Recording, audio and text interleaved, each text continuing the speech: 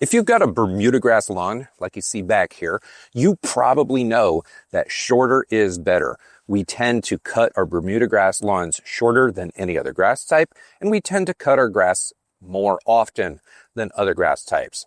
Considering the fact that you're watching this video, you probably already know that you have Bermudagrass.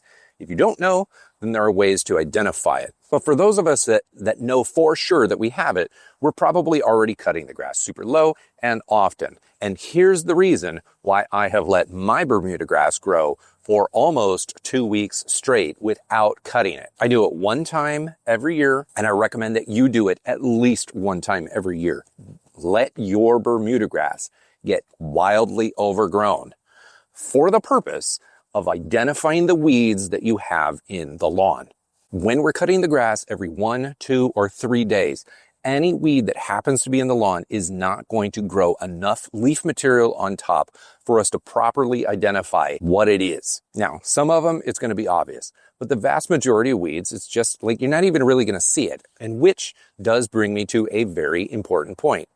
If you can't see it, is it a problem? In many cases, that's no. But for some of us, it is a problem because we know it's there. If I'm going to go on vacation for a week and a half and I'm not going to be able to mow the lawn, then the weeds will show up. So for some of us, it is a problem, even if we can't see it. If it's not a problem, then disregard this video.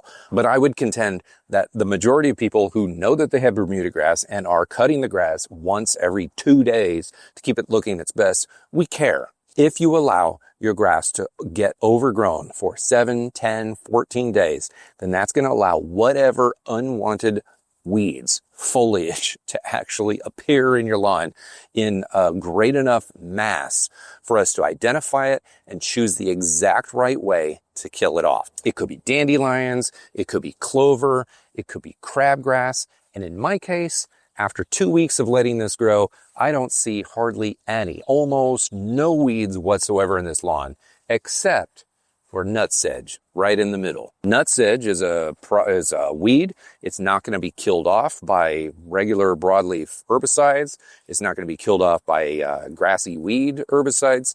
You've got to use a very, very specific product to kill it. And I wouldn't know that I had such a widespread problem, and I wouldn't know exactly where the perimeter of the problem is without letting this lawn get overgrown. By letting this happen once, I can identify the problem, let the leaves grow so that I know exactly where to spray. I don't want to do a blanket spray of the entire lawn with every herbicide under the sun. I just want to kill off the only thing that is a problem in the only areas that it is a problem. All weeds are going to die off much better if they've got more leaf material to absorb the herbicide, because herbicides hit the leaf and they get absorbed into the leaf system, sucked down into the roots, and in the case of nutsedge, into the nutlets that are way down underground. If there's more leaves available, if there's more leaf surface available to absorb that herbicide, it's going to work better. I can apply it once instead of twice, 3 times, 4 times,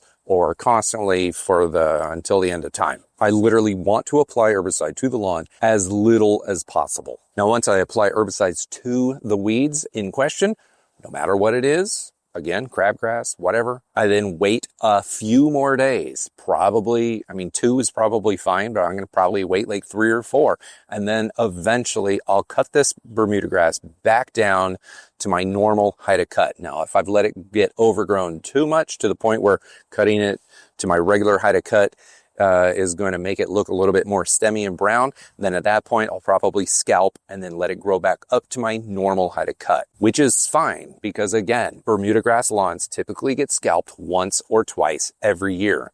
So if you're doing your scalp right around the time that you're doing your overgrowth and herbicidal treatment, then it's a no-brainer. That's the perfect time to do it. Now, if you don't know what nutsedge is, I'm going to link to some nutsedge identification videos down below. Most of us know what crabgrass is, but I'll still link to some crabgrass identification videos down in the description box below. Different herbicides are used for both of these products. Same thing goes for dandelions. Everyone knows what a dandelion looks like. Same thing with clover. But during this whole process, you're going to find potentially a ton of seed heads coming off of your Bermuda grass lawn. Some lawns are going to have few. Some lawns, like mine, are going to have tons. The seed heads tell you something about your Bermuda grass lawn. So if you don't know what they are telling you, then make sure to watch this video up here in the corner. And remember, just because you have a seed head growing in your lawn doesn't mean it's making viable seed.